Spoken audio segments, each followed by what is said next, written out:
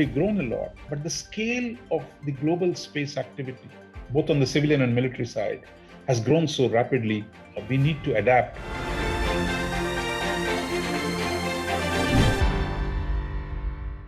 So, this week in your column in Rajamandala, you looked at the announcement of sort of greater cooperation between India and US in the space sector, India and US in particular bilaterally, as well as the Quad as a whole, as outer space becoming, in a sense, the way that we've seen in the Indian Ocean region and the maritime sector, sort of expansion, political as well as strategic engagement by the Indian state as well as its, let's say, call them proto-partners in the region. And now space being the next domain in that sense. But there is the strategic domain of outer space. We've had that notion since Star Wars and since the mid 20th century, mid to late 20th century. But now, given telecommunications technologies, how dependent we are on space, do you think that India now diplomatically and strategically, do you think New Delhi has taken it seriously? Because broadly, the layman's conversation around this topic has been, we can make cheap satellites, and ISRO is really good at that. And that will be our thing. But beyond that, what kind of conversations do you think, in terms of diplomacy and strategy, should we be having in the corridor of the problem? When the space emerged as a theater of international discourse, I think India was right there in the 50s and the 60s. Actually, though India had, just started a space program, very development-oriented, and using international cooperation. In fact, if you look at India's space program in the initial phase, much of it was done in collaboration with the US, with France, with Britain, and Western countries. And the full focus was on development, using space technology for national development. And because it involved so many dimensions, unlike nuclear energy, which was really focused on producing electricity, space program, they went into satellites for teaching, broadcasting, all the, remember the Krishi Darshan kind of a thing to take it to rural communities. So it was essentially a development, education oriented. And then there was the remote sensing for improving, land management, etc. So it was essentially a development purpose. So it was state-led, government department-led, Department of Space. What's happened in the last 20 years? I think that is the challenge India faces today. While India still runs it as a government department, what's happened in the rest of the world, certainly in the West, in the US, the dramatic expansion of space activity and activity by the private sector. For example, you've seen the recent launches by Branson of Virgin Galactic, trying to take tourists, and now we had Elon Musk actually, doing something similar. And the rockets, for example, NASA today launches a lot of its rockets by private companies. So in the past, NASA did everything itself, but today, Elon Musk, SpaceX is a major launch. Amazon wants to get into this business. Boeing and others, a whole lot of people are getting into it. So that's one part. It's no longer a state monopoly, but a private sector has come in a significant way. That is in the most difficult part. That is, we're talking about the launch business. But if you take the satellites, I think the private sector has moved in a big way. Today, news companies hire a satellite bandwidth to, take pictures, to, do communications. So the expansion of telecommunications, that was the first dramatic expansion with the satellite communications, telephony, and then with the internet. Today, again, using satellite-based internet has become a big thing. Amazon has plans to launch, thousands of satellites around the earth to simply provide, internet connection to all kinds of places. So the scale of private activity has dramatically risen. And Chinese, although it is state-run, very state-led institution, they too have allowed private sector startups to come in. And China has this ambition plan for what we call a space Silk Road. Yeah. So they want to Silk Road for the heavens, if you will.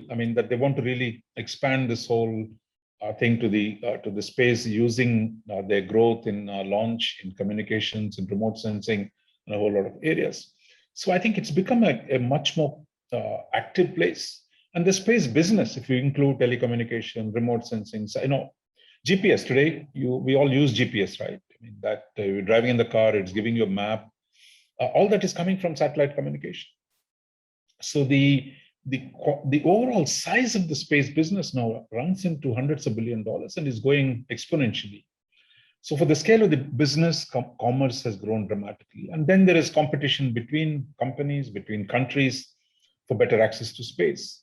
We're not even talking about the military. I mean, now, historically, space was militarized from the beginning. For example, the spy satellites were about military use.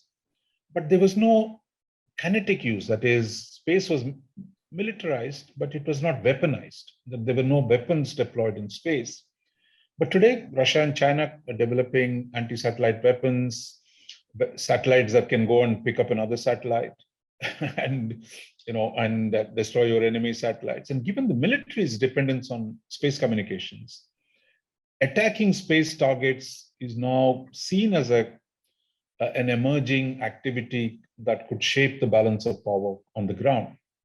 So there is a lot more military competition. So I think India now is under compulsion to adapt, because that's why recently the government announced privatization of parts of space activity. But still, we have a long, long way to go, because the rest of the world is moving at lightning speed. But we are still in this. ISRO will launch a rocket to the moon. It'll take you once in 5 years, and then the whole country is waiting for bated breath. And if mission fails, there is the sense of deep disappointment.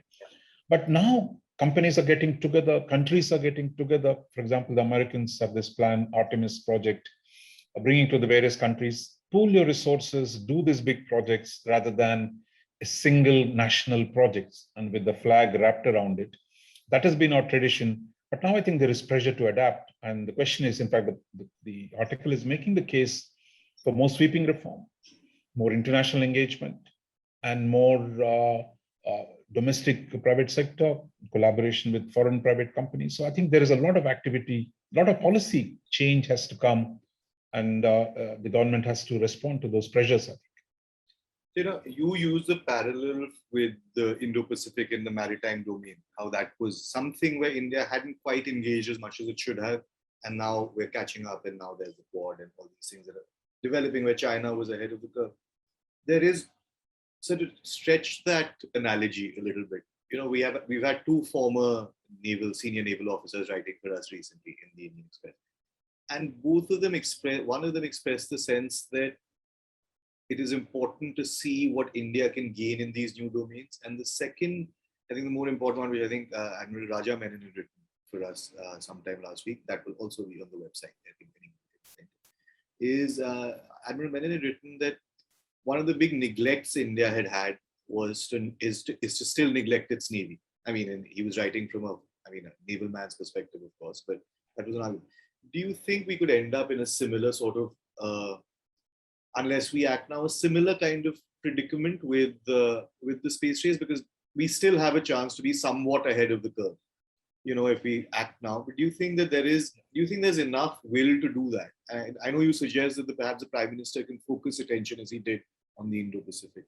But beyond that, what are some 4 or 5 concrete things that we need to do policy-wise to get into this domain? My sense is, I think we are beginning to wake up. I mean, I think both Admiral Arun Prakash and Admiral Raja Menon both wrote for us. I mean, what has happened is for India, because of the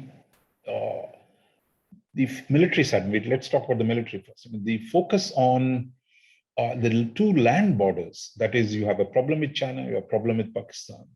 So the obsession with these 2 land borders has driven us into this infantry-centered, protecting every inch of territory, preventing terrorism, insurgency. These have dominated the thing. While the admirals are saying, look, shift to technology. You can't keep throwing soldiers at these challenges. You need using technology. And within that, one is the maritime dimension. I mean, of course, that's a big debate. Can we use naval power to balance the Chinese on the seas, rather than throwing more and more troops in the Himalayas? I mean, so that's one debate. It's a very important debate. The other is the other technologies too are emerging. And for example, the Chinese themselves have invested massively in maritime power. They're building more and more aircraft carriers. The Chinese naval modernization is expansive. So they're also going to show up in the Indian Ocean next to they're already Pakistan, they're Gwadar, they're going to be in Sri Lanka. So I think if you're so focused on the land borders, that you'll find the Chinese are in your south as well. So I think the maritime dimension is changing rapidly, and I think we've woken up, but the distribution of resources within our system in the defense budget is still skewed in favor of the army. So I think that's one part of the problem. The second part of the problem is we've not adapted to other technologies as well. For example, India, we've always said, look, we are very good in IT, right? Bangalore, in big IT center. But yet, on using the IT capabilities to develop cyber warfare capabilities, we've been relatively slow compared to Pakistan, compared to even Iran, a whole lot of other countries, North Korea, that we've been slow in mobilizing your own naturally available talents to a new challenge. So I think we'll soon be in that position in space because Chinese have dramatically expanded their capabilities in space. And what you can do from space in terms of the satellite communication, for military purposes, weapons, Earth observation, using, now increasingly even drones. I mean, that's still within the airspace, but not space, outer space. So I think you have a technological developments that are coming in on the military side.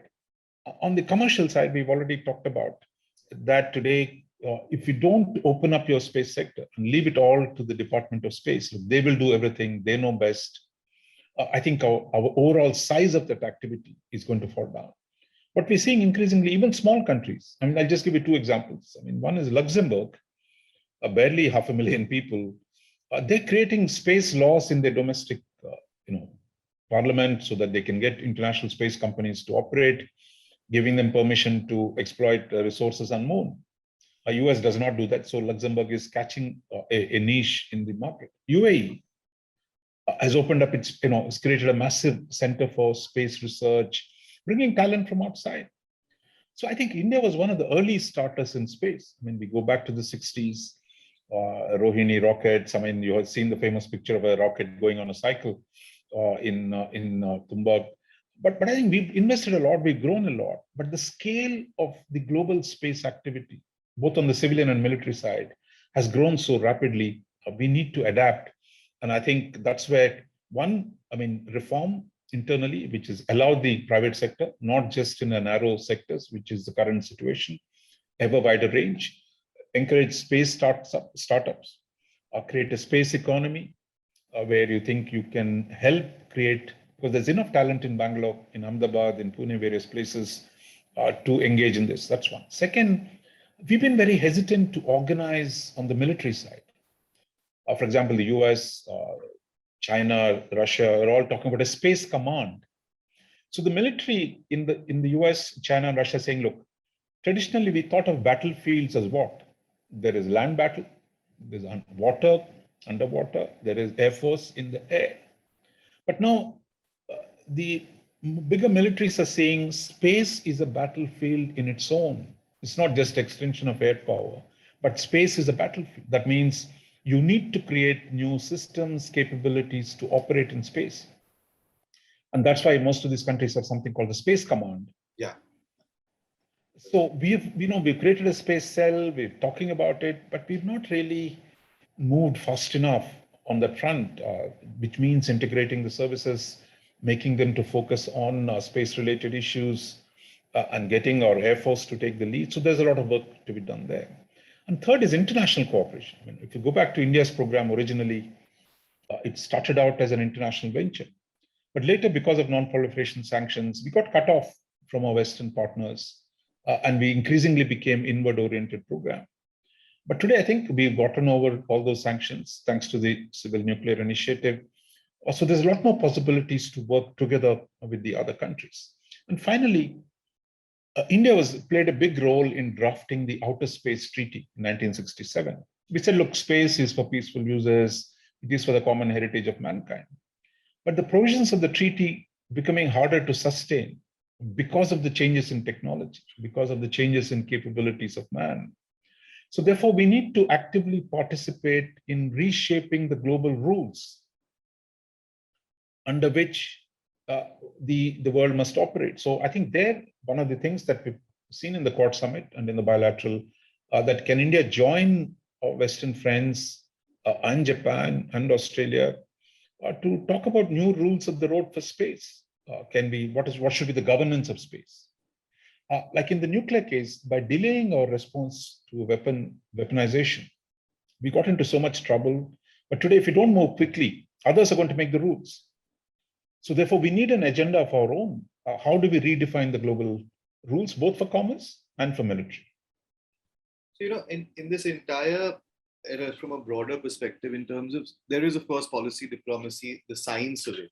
But on all these aspects, do you think so at a fundamental level, something we do, say the US, China, France, even Russia, even now, but certainly when it was the Soviet Union, one of the things that is common is that you spend a lot of money on research and education. I mean, you build university departments of a world. I mean, you build world-class departments that feed into and create the kind of knowledge economy, the kind of resources that, I mean, the US defense establishment recruits from the universities, from science departments. And I'm sure India does the same, but do you think that in the medium term and certainly the long term, that what are there is that basic gap here that we have, like you said, the big complaint, say from the software giants, or not complaint, the big thing is that we can produce basic coders and PR guys, but the ones that next level, which requires creative lateral thinking, which is a function of the kind of higher education system you have, as well as, of course, school education. But do you think that that is something that's just fallen behind and it's no longer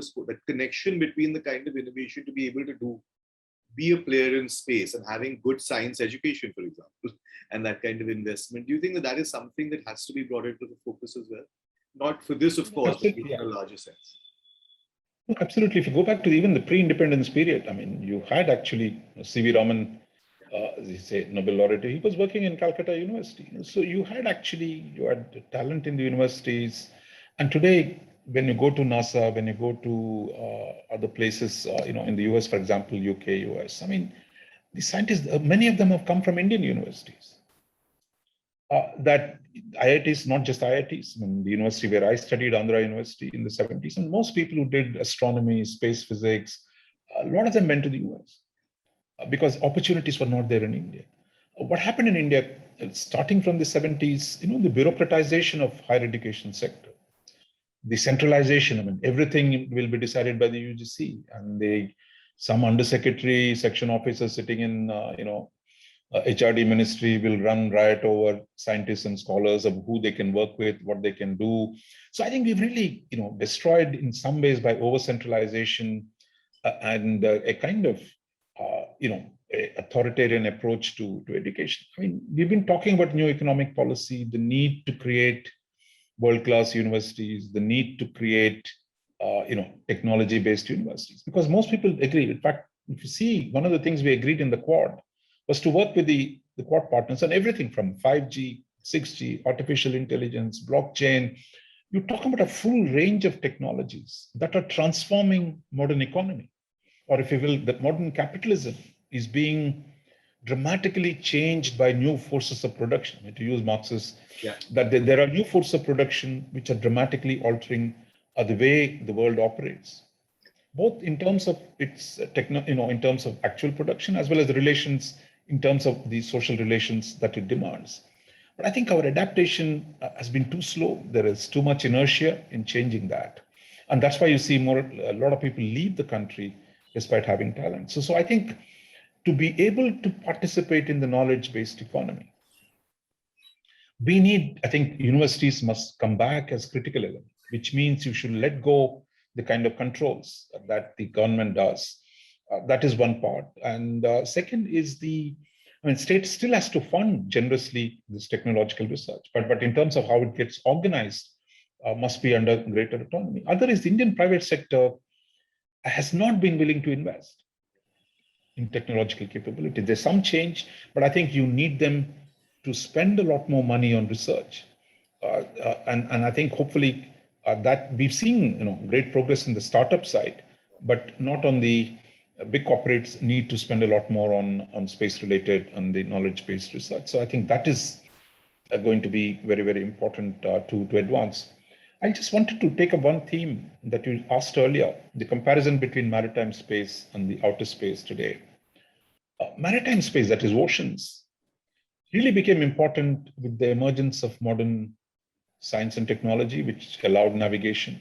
Then you had colonialism, imperialism, capitalism, which actually connected markets. That is, opium from India will be grown, taken to China, and returns will go to Britain. So you had actually the global connection of production, distribution, and connecting distant markets. If that was capitalism and imperialism, that produced a huge amount of maritime activity, commerce, shipping, and control of those sea lanes became important. So the emergence of a new technology, that is navigation, shipping, dramatically altered the way the world was organized. The space has emerged as a strategic domain in much less time. I mean, the maritime thing took 500 years. But space, it's only in the 60 years. It's already emerged as a very, very critical domain. And you can say the cyberspace is actually 20 years old. Yeah. That too has emerged. So I think our thinking needs to, how do we think about these domains? What should be India's attitude? How does it participate? I think that level of discourse has not come. And I think because of the last few years, we've talked a bit on the maritime side.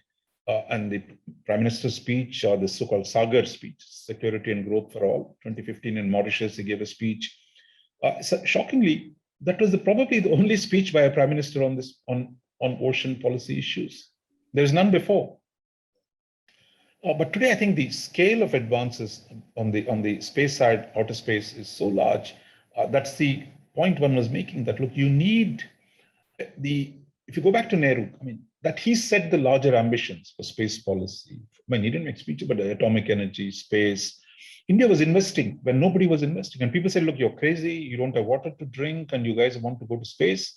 It was seen as a big joke for India to try these technologies, but that investments have paid off. So today, I think we need that larger goal setting, larger ambition setting that can only be done by the Prime Minister of a country. And that's why I think we need to lay down an ambitious agenda for space and then kick the bureaucracy. Otherwise, look, they're not going to change the way they do things. So I think you need a forcing mechanism, and that can only come politically and come at the highest level. So therefore, the need for a prime ministerial intervention to push space policy is now absolutely urgent and needed. Great, sir. Thanks so much, everyone.